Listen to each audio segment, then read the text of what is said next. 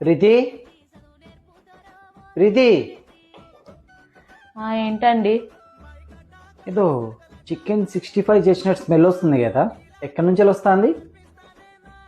ఏమో, పక్కింటి రోజా బర్త్డే కావచ్చు. ఆమెది మార్చి 3కు. అవునా? మరి మన ఎదురుంటి జయది ఆమెది జనవరి 17. ఇంటెనక సోనిది ఆమెది ఫిబ్రవరి 17. పక్క గలి అంజలిది డిసెంబర్ 9. అవునా? మళ్ళీ ఇవాళ ఎవరిది? ఇవాళ